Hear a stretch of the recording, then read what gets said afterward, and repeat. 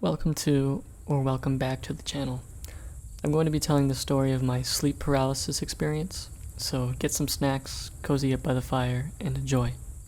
I've had sleep paralysis twice in my life. The first time is by far the most interesting and scary. I was in middle school when it happened. I went to bed a little later than usual, and it took me a bit longer to fall asleep, probably because I had watched a scary movie. The movie I had watched was the original Poltergeist movie, and it really shook me up as a kid. I think these changes in my sleep schedule probably contributed to my sleep paralysis that night.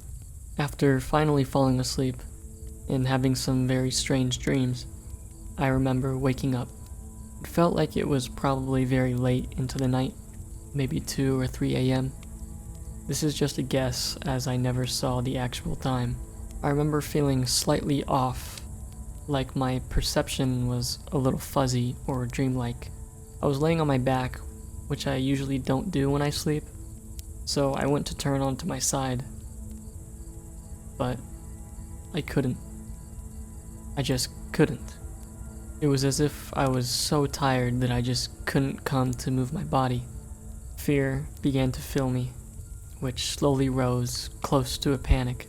I'm pretty claustrophobic, so just the fact I couldn't move was more than enough to freak me out. Then I started to hear a noise in the hallway.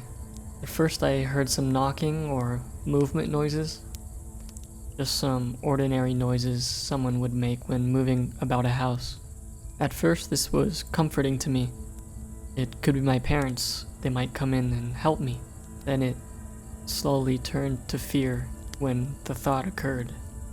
It might not be my parents. The noises subsided, then returned, changed. A walking sound turned into the shuffling of feet on carpet, moving towards my room. It got to my door and stopped. Remember, I am staring directly up at the ceiling. I can't move my head. I can't see my door or anything except the ceiling. The door slowly creaks open. I think I can hear something breathing. The shuffling resumes, slowly moving towards me in my bed. At this point, I'm in a full-blown internal panic. I felt as if my throat was closing, as if I wasn't getting enough air.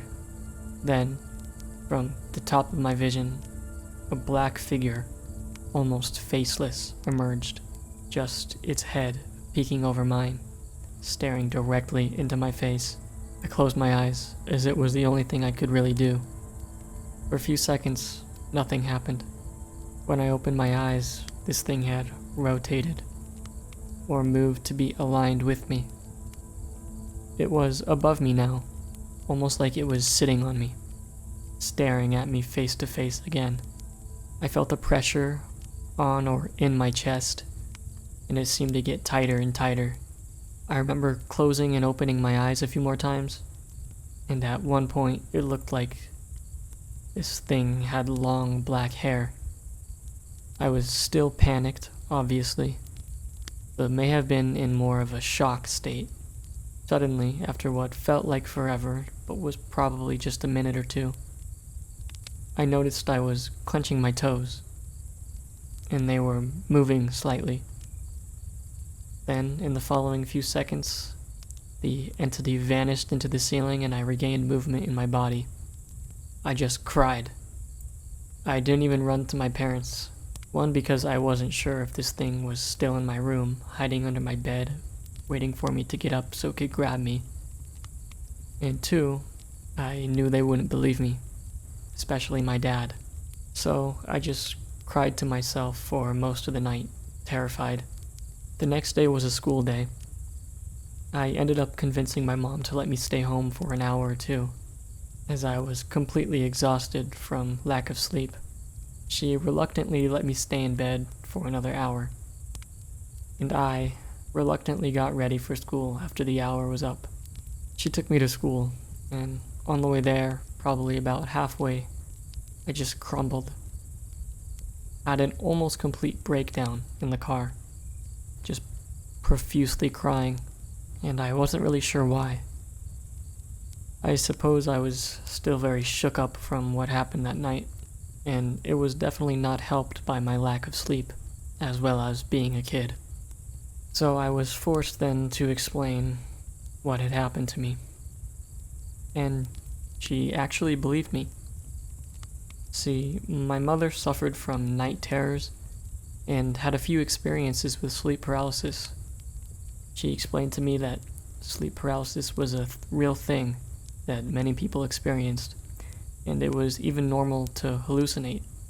This information calmed me down quite a bit.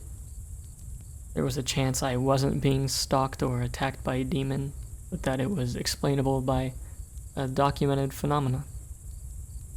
She even let me stay home from school that entire day to help me recover mentally from the experience. Till this day, my first sleep paralysis experience was one of the most terrifying things to ever happen to me. Looking back on it, I'm almost sure it wasn't paranormal in the traditional sense. Some details just don't add up. One, the carpet sounds had to have been conjured in my mind, as we had recently replaced all our carpet with hardwood floors. My door doesn't quite creak in the way I heard it during the experience, and so on. Regardless, the sheer level of detail and vividness of this experience was almost impressive. This is pretty much the end of the story. I had sleep paralysis again a few years later, but being older and knowing about the concept of sleep paralysis, I never entered into a panic, and thus never experienced anything like the first time. So, if you enjoyed this video, leave a like and subscribe. Also, leave a comment if you've had a similar experience. Feel free to shoot me an email if you want your story covered on this channel, and I'll see you all soon. Peace.